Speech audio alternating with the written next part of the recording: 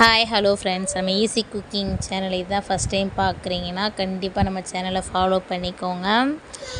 இன்றைக்கி நம்ம சேனலில் என்ன பார்க்க போகிறோன்னா, சிம்பிளாக ரசமும் உருளைக்கிழங்கு ஃப்ரையும் தான் பண்ண போகிறோம்.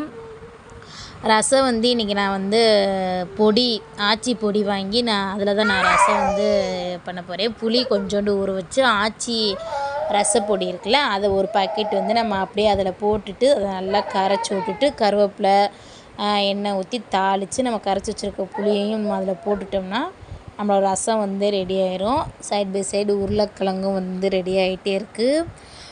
உருளைக்கிழங்கும் அப்படி தான், ரொம்ப சிம்பிளாக. நம்ம வெங்காயம்லாம் போட தேவையில்லை.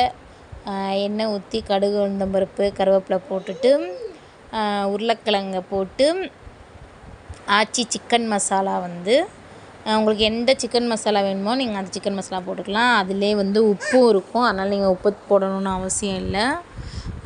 உப்பு போட்டுட்டு நம்ம மூடி வச்சோம்னா அது ஒரு சைடு ரெடி ஆகிட்டு இருந்துச்சு. நான் சைட் பை சைடு பாத்திரம்லாம் இருந்துச்சு, அதை ஃபுல்லாக விளக்கி எடுத்து வச்சுக்கிட்டு இருந்தேன். கிச்சனில் சமைச்சிக்கிட்டு இருக்கும்போதே நம்ம அந்த டயத்தில் சைடில் பாத்திரம் இருந்துச்சுன்னா நம்ம கையோடு அதை விளக்கி வச்சிட்டோம்னா நம்மளோட வேலையும் முடிஞ்சிடும். இல்லாட்டி நம்ம அதை ஒருக்கா தனியாக பார்த்துட்ருக்க மாதிரி இருக்கும். அதனால் நான் எப்போவுமே சமைச்சிட்ருக்கும்போதே சைடில் பாத்திரம் இருந்தாலும் சரி, வேறு ஏதாவது வேலை இருந்தாலும் நான் அப்படியே கடகடன்னு போயிட்டு அது எல்லாத்தையுமே முடிச்சுட்டு அதுக்கப்புறம் தான் நம்ம அடுத்த வேலையை நான் ஸ்டார்ட் பண்ணுவேன். கிச்சனுக்குன்னு போயிட்டாலே ஃபுல்லாக எல்லா வேலையுமே நான் கம்ப்ளீட்டாக முடிச்சிடுவேன். அப்படி முடிச்சிட்டோம்னா நமக்கு வேலை ரொம்ப ஈஸியாக இருக்கும்.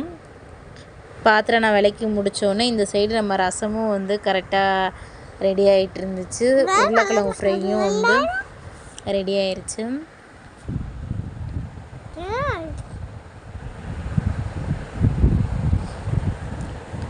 அவ்வளோதான். நம்ம இதுக்கு பெருசாக எந்த வேலையும் பார்க்கணும்லாம் அவசியம் இல்லை.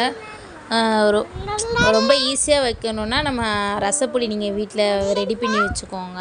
அது ரெடி பண்ணி வச்சிட்டோம்னா புளியை மட்டும் ஊற வச்சு நம்ம அந்த ரசப்பொடியை போட்டு தாளித்து விட்டாலே போதும். ரசம் உண்மையாலுமே சூப்பராக இருந்துச்சு. உருளைக்கிழங்கு ஃப்ரைக்குமே அப்படி தான். மேக்ஸிமம் இந்த மாதிரி ஃப்ரை பண்ணுறதுக்கு நமக்கு ஆனியன் போடணும்லாம் அவசியம் கிடையாது. வீட்டில் அரைச்ச மசால் பொடி இருந்தாலும் நீங்கள் அதை போட்டுக்கலாம். நம்ம சேனலை ஃபாலோ பண்ணாதவங்க கண்டிப்பாக ஃபாலோ பண்ணிக்கோங்க.